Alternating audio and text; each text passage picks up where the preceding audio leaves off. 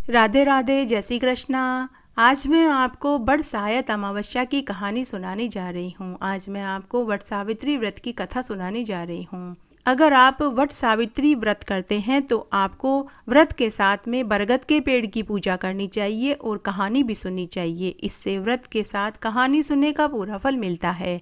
आइए अब हम वट सावित्री व्रत कथा अर्थात वट सायत अमावस्या की कहानी सुनते हैं। एक बार एक राजा था जिनका नाम अशुपति था। उनकी रानी जो देवी स्वरूपा थी उसका नाम मालती था। विवाह के कई बरस बीत जाने पर भी उन्हें औलाद सुख प्राप्त नहीं हुआ।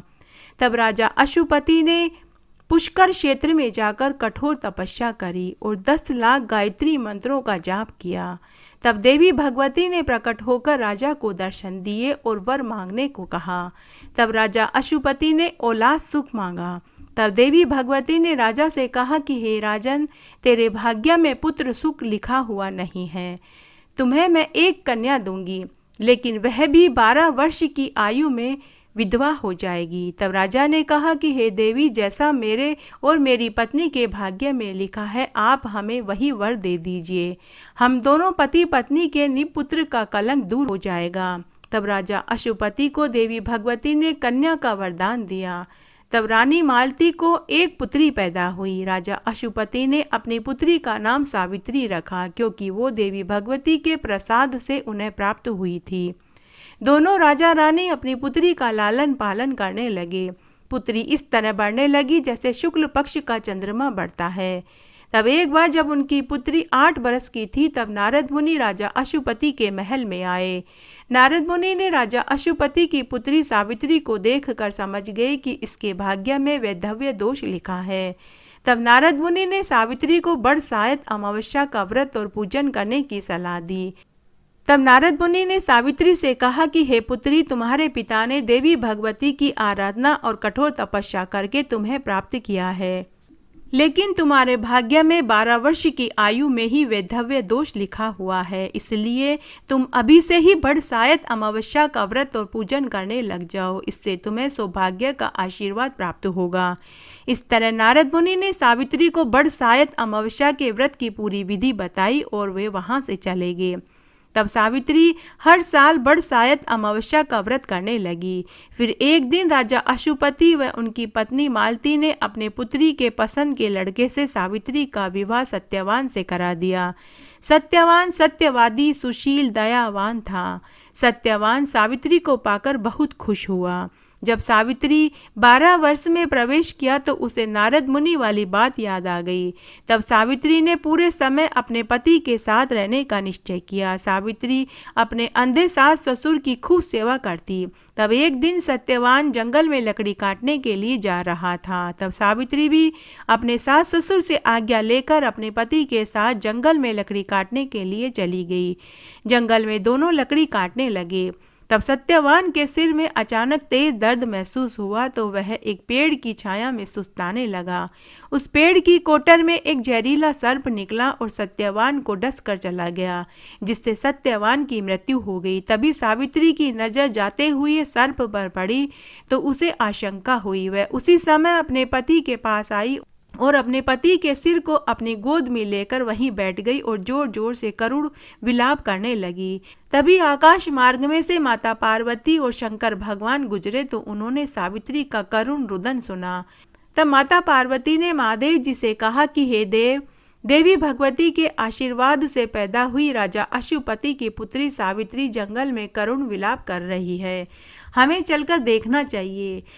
तब माता पार्वती व शंकर भगवान नीचे उतरे। माता पार्वती व शंकर भगवान को देखते ही सावित्री उनके पांव पकड़ लेती है और बोलती है कि हे माँ, आप तो जग जननी हैं। आपके होते हुए आपकी पुत्री को वैधव्य की पीड़ा भोगनी पड़े, यह तो घोर अन्याय है। हे माँ, आप ही मेरे पति को जीवित कर सकती हैं। तब माता पार्वती ने सावित्री से कहा कि हे पुत्री, आज वट सायत अमावस्या है, तुम वट की पूजा करो और व्रत करो, इससे तेरा पति अवश्य जीवित हो जाएगा। ऐसा कहकर भगवान महादेव और माता पार्वती अंतर्ध्यान हो गए। तब सावित्री ने बड़े ही प्रेम और श्रद्धा भाव से वट के पेड़ की पूजा करी और वट के पत्तों के गहने बना करके पहने। तो वह बड़ के पत्ते के गहने हीरे मोती और सोने में बदल गए। तभी वहां धर्मराज जी आ गए। जब धर्मराज जी सत्यवान की आत्मा को लेकर जाने लगे तो सावित्री भी उनके पीछे पीछे चलने लगी। तब यमराज ने पीछे पीछे आती हुई सती साध्वी सावित्री को आते देखा तो यमराज सावित्री से मधुर वचनों में बोले कि हे देवी, तुम मानव देह में मेरे साथ नहीं चल सकती। यदि तुम्हें तुम्हारे पति के साथ चलना है तो पहले मानव देह त्यागनी पड़ेगी। मृत्युलोक का प्राणी इस पंच भौतिक शरीर को लेकर मेरे साथ नहीं चल सकता। हे साध्वी, तुम्हारे पति की उम्र पूरी हो चुकी है, अतः कर्म का फल भोगने के लिए अब वह मेरे साथ परलोक में जा रहा है। तुम्हारे पति की आयु पूर्ण हो चुकी है। तब सावित्री यमराज की स्तुति करने लगी। सावित्री की स्तुति से प्रसन्न होकर यमराज ने उसे 3 वर मांगने के लिए कहे। तब सावित्री ने पहले वर में अपने सास ससुर के आंखों की ज्योति मांगी, तो दूसरे वर में सास ससुर का खोया हुआ राज्य मांगा और तीसरे वर में स्वयं के लिए और अपने पिता के लिए 100 पुत्रों का वरदान मांगा। यमराज ने सावित्री से कहा कि तथास्तु, ऐसा ही होगा। उसके बाद यमराज सत्यवान की आत्मा को लेकर जाने लगे तो सावित्री पुनः यमराज के पीछे पीछे चलने लगी। तब यमराज ने सावित्री से कहा कि पुत्री, मैंने तुम्हें वरदान दे दिया है, अब तुम वापस अपने घर को जाओ। तुम मेरे पीछे पीछे क्यों आ रही हो? तब सावित्री ने कहा कि हे धर्मराज जी, आपने मुझे पुत्रवती का आशीर्वाद दिया है, लेकिन आप मेरे पति को तो ले जा रहे हैं।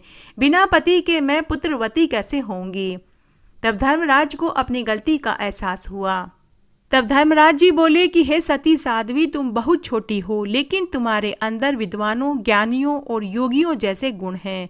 हे पुत्री, तुम देवी भगवती के वरदान से तुम्हारा जन्म हुआ है। तुम्हारे पिता अशुपति ने कठोर तपस्या करके देवी भगवती से तुम्हें वरदान के रूप में पाया है। तुम जैसी कन्या तो किसी रत्न के समान है।